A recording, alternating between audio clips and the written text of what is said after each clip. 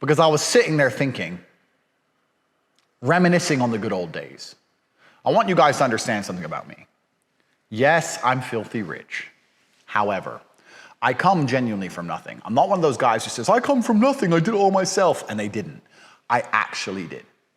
I was born in Washington, D.C., on Andrews Air Force Base. My father was in the military. We moved to Southside Chicago, the ghetto, then Detroit, then Gary, Indiana, which at the time was the murder capital of the world. Then I went to Goshen, Indiana when I was around 4, tiny little town. I was in Goshen, Indiana until I was 11, and then I moved to Luton, England, which was voted the worst place to live in England. And still, I managed to make all this money all by myself. So I started from nothing. And sometimes me and Tristan sit around and we miss the old days. Yes, I have all this money. Yes, I have a Bugatti, every car, diamond watch, a mansion, blah, blah.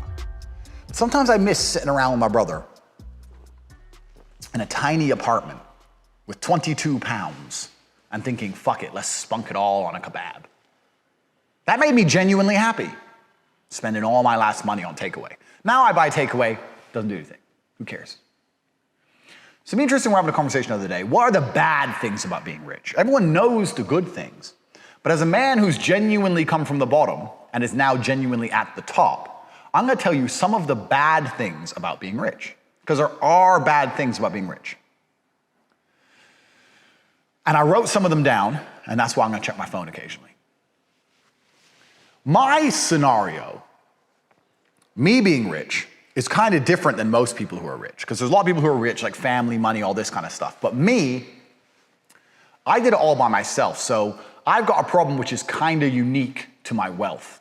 And the problem is that I am at the top of the tree. I'm at the very, very tip top of the food chain.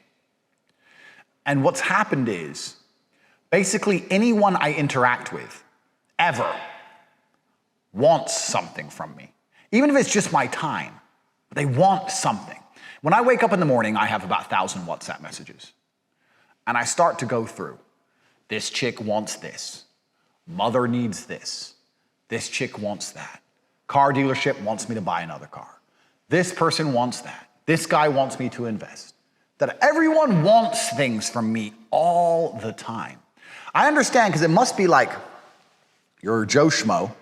You wake up and say, who's the coolest person? Who's the richest, smartest guy? I have his phone number. Andrew. If there's a problem, and anyone who knows me, anybody, if there's a problem in their life, they message me. Doesn't matter what it is. The toilet could fucking break. They need some money. Stranded. Whatever. I'm just the go-to guy. Tate can fix it. So everyone always wants things from me. When I was broke, nobody wants shit from me.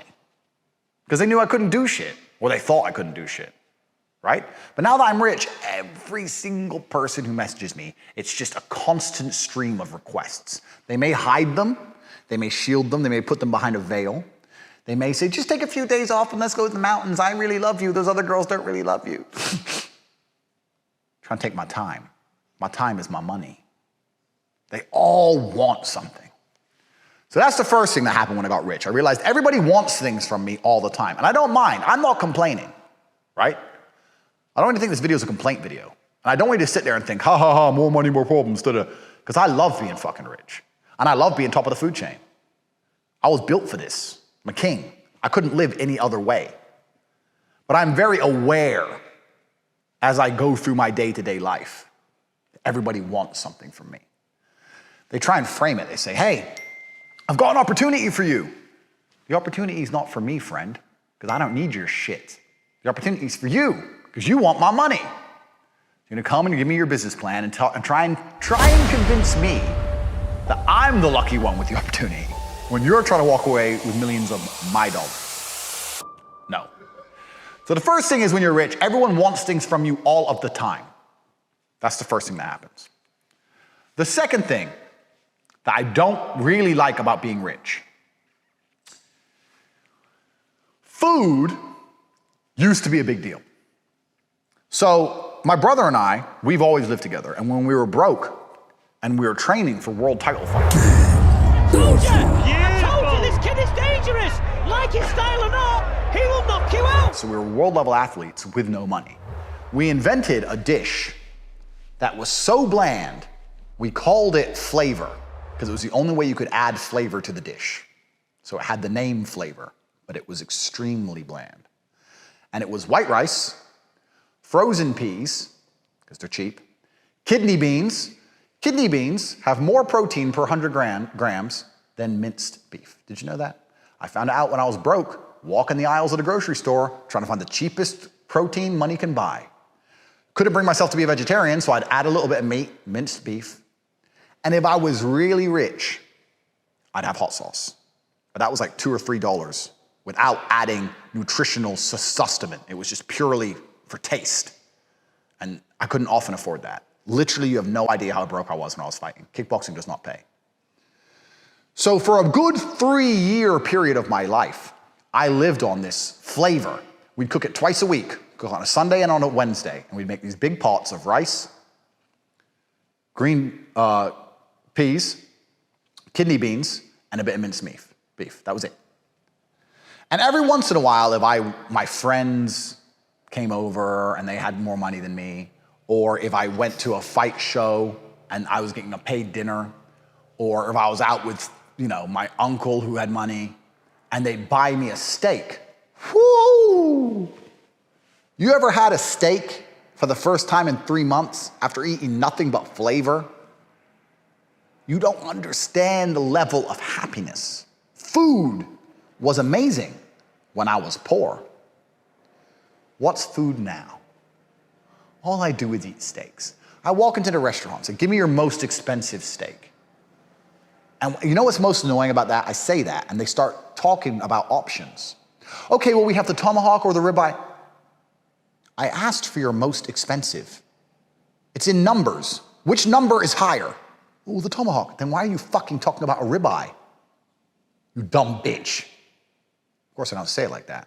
I say, ha ha ha ha, I'll take the tomahawk, please, because I'm a polite man. I'll take the most expensive steak. I don't care. I don't care what cut of beef it is. It's a cow. They cut the cow this way. They cut the cow that way. I don't give a shit. I walk in the restaurant. Give me your most expensive steak. Tristan also. Give me the most expensive steak. Okay, yeah, what sides do you like? All of them. All of them? Yeah, give me all the sides. We sit there with 2 fucking $400 steaks. We have a bite of each side, a little bit of macaroni and cheese, a bit of mashed potato, a bit of green beans, 1 fry. Leave them basically all uneaten. And we walk off with our $1,000 lunch, and we don't even really appreciate it. And that's all we do every day. Food means nothing when you're rich. It's too cheap. Outside of houses, boats, and planes, I don't check the price of anything. If I see a new supercar launch and I want it, I'll buy it. Doesn't matter if it's 200 grand, 300 grand, 400 grand, 500 grand, 600 grand, all the same. Peasants numbers, who gives a shit?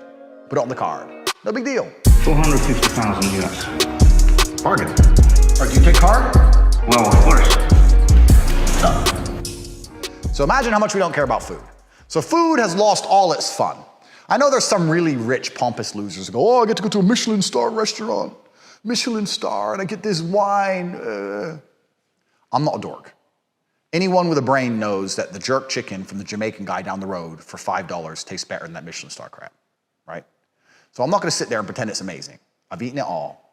I just wanna be full. You can give me bread and butter, bro. Just quickly eat, I don't care. So food is no longer a thing. Since I stopped eating flavor and became filthy rich, food is boring. If you ever see a man who's talking about food, oh, I had this amazing steak at this one restaurant, this steak is so amazing, he's broke. He's a brokey. Because if the steak was so amazing, he'd eat every day. And he'd eat every day to the point where he doesn't want to talk about it anymore. But he doesn't do that because he can't afford it. You understand? So whenever you see anyone talking about, bragging about the meal they cooked, or this ingredient they got, or that steak they had, just do, because people do that to me all the time, and I'm just sitting there going, you're poor, interesting. Oh, you're broke, yes, okay. Oh, you went on your birthday and had that steak. Oh, wow, once a year. Broke talk, brokies, real G's, every day, minor, ain't a thing. The next thing that's not good about being rich is, although I have an iron mind and I'm one of the last professionals of Earth, you do suffer to a degree from FOMO. I'm a professional, you're an amateur. As a professional, I can identify when people are controlling the dialogue. Because to control the dialogue, you control the language. From a young age, I was a professional chess player, and then I became a professional kickboxer, and then I became a multimillionaire businessman, blah, blah, blah. It was all about the money. I was a professional.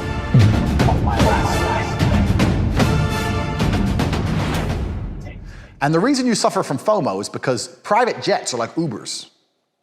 So I have a number in my phone for a man in Switzerland, some rich guy, never met him, I don't even know his real name. It's kind of like Hitman. You know the Hitman movie where he has the handler, and you don't really know who they are. I send a voice note to my guy in Switzerland. Bro, I'm in Bucharest, and I need to get to Geneva. He'll say to me, in 44 minutes, sir, and there'll be a plane on a runway with my name on it, a pilot fully fueled, with donuts and champagne and pepperoni pizza, because it's always what I have in my private planes, waiting for me. It's like an Uber. When you take away the whole airport bullshit, there's another thing you guys don't know about flying private. The best thing about flying private is there's no airport experience, right? If he says the plane's on the runway and I want to fly at 8, I get to the airport at 7:59 because my PA in advance, as the jet is being booked and paid for, has already sent my passport. They've already done all the check-in, the customs, all that crap. So I walk straight into the private airport terminal, straight onto the plane. The airport takes 24 seconds. On the plane, takeoff, land. It's the same with the other side. They've already had my passport in advance. As I get off the plane, someone looks at the passport scan they had, looks at me, same dude, cool. Right in the BMW, which is already on the tarmac, out. So for you, let's say I was flying from Bucharest to Geneva traditionally. Let's say my flight is at midday. I'd have to get to the airport at 10 a.m., fly at 12, land, let's say 2, then another hour collecting bags, passport check-in, but I get there around 3. So 10 to 3. Whereas for me, it's 11:59 to 2:01. So what that means is you can now go in and out of countries in the same day. That's what you guys don't understand. You brokies, you don't get it. You haven't got time, you ain't got a 7-hour period twice in one day. But I do.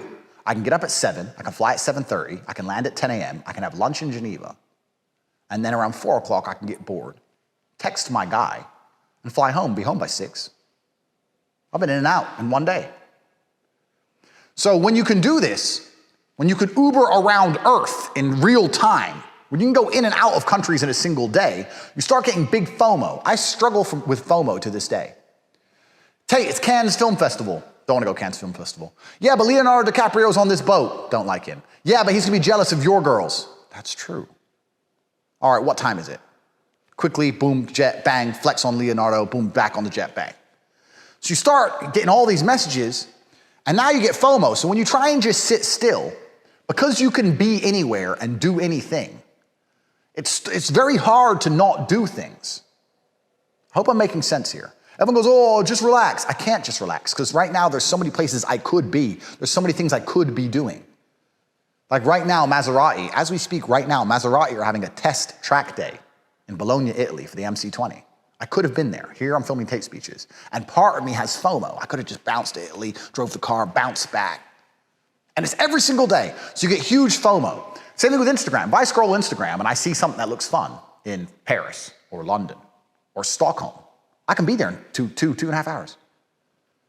So I can see a dude having lunch in London and go, I'll have dinner there.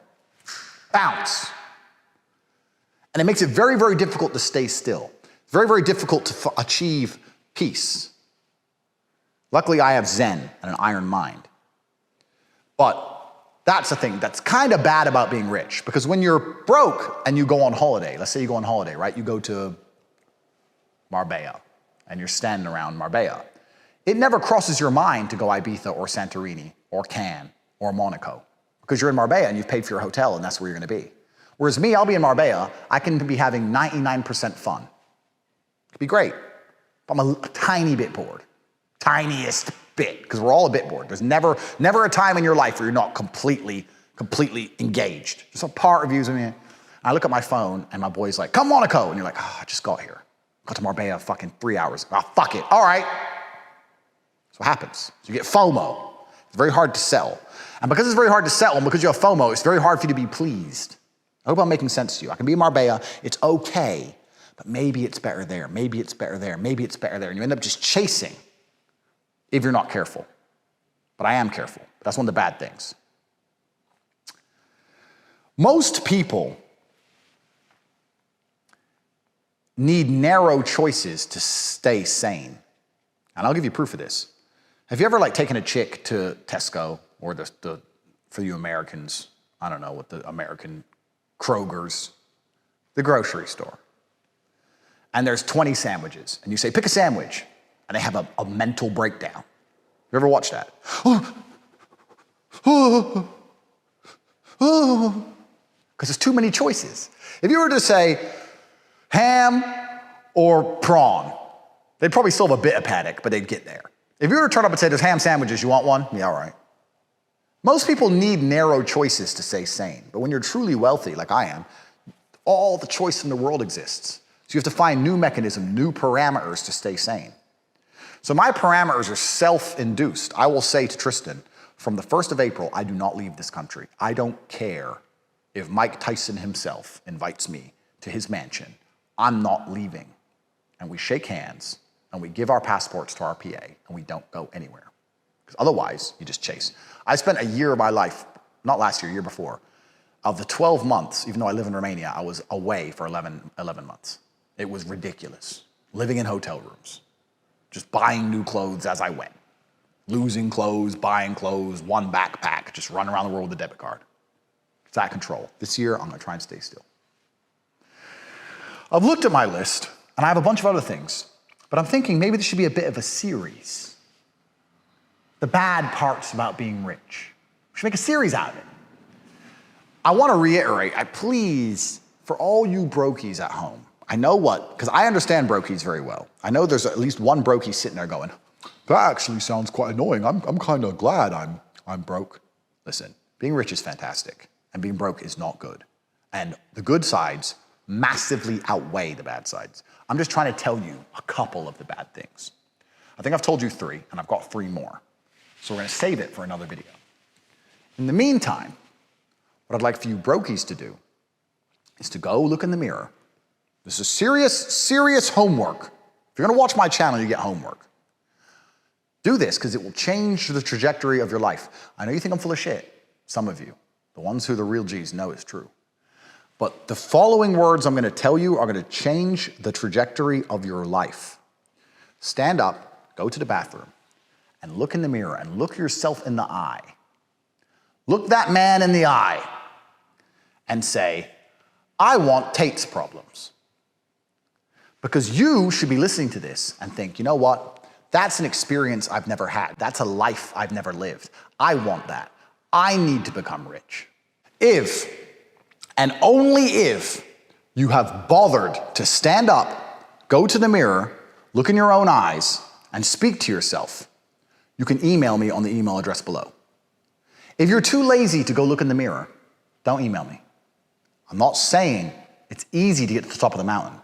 You still have to climb, but I know the way.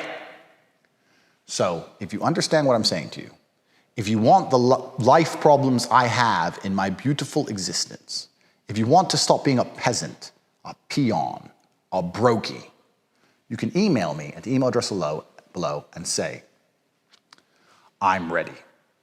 And I will show you the path to the top. And maybe, wouldn't it be fantastic, in some far-flung existence, in one of the many variations of the multiverse, in 3 or 4 years from now, after you followed my advice and you became ridiculously rich, that you text my phone and say, hey T, there's a party on a yacht. We're here in Santorini, are you coming? And I say, you know what, yeah, I'm gonna come. And we turn up, and I can guarantee you, finally, I can look you in the eyes and know once and for all what I already know deep in my heart, that you're a fucking geek.